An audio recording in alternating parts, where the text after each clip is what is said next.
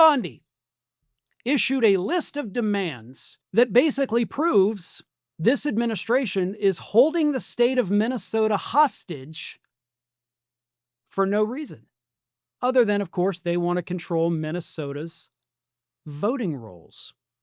Because following the killing of Alex Preddy on Saturday, Bondi sends a letter to Tim Walz and gives him 3 demands for removing all of ICE from Minnesota.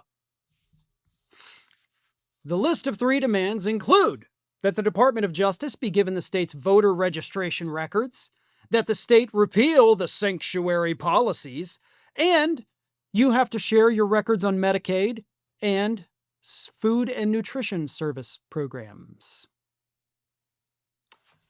Now, what does any of that have to do with a department that Pam Bondi doesn't control? Why is Pam Bondi involved in any of this other than to investigate the killing, right? Pam Bondi's demand letter revealed everything. Those ICE agents, 3,000 of them, by the way, are not in Minnesota because there's just that many immigrants to round up.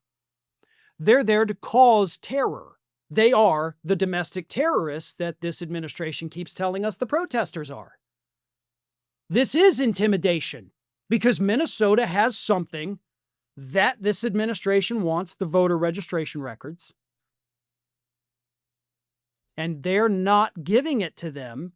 So Trump has sent his Gestapo forces down there or over there to terrorize them until they comply. This is extortion.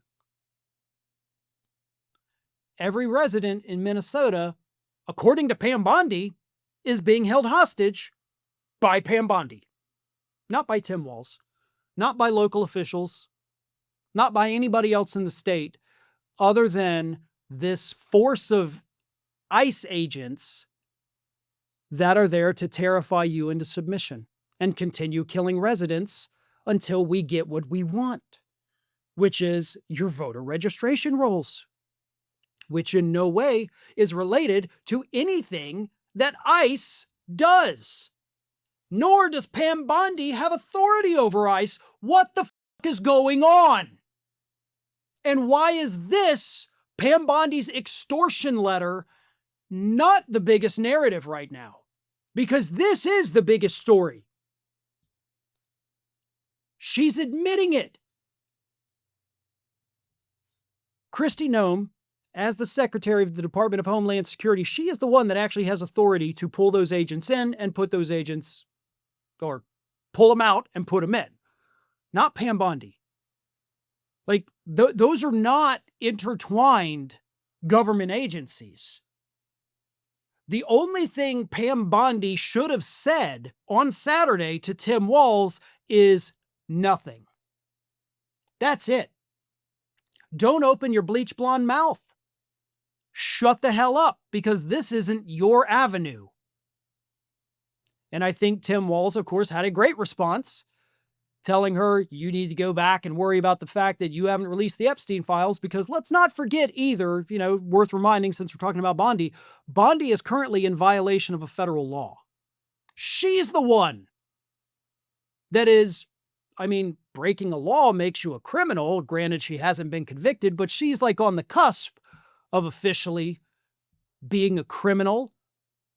And she has the audacity to say this to Tim Walz, and she has the stupidity, the lack of mental capacity to put this in a letter exposing the entire extortion plot of this administration. If these people were even slightly competent, half of this country would already be dead. Right? I have said since day one, the only hope we have of saving this country lies in the complete stupidity and incompetence of these morons that Trump has put in charge. And I do thank him for that tremendously. Thank you, Donald. That is great, buddy. Because if you hadn't put the dumbest people you could have possibly found in charge of the government,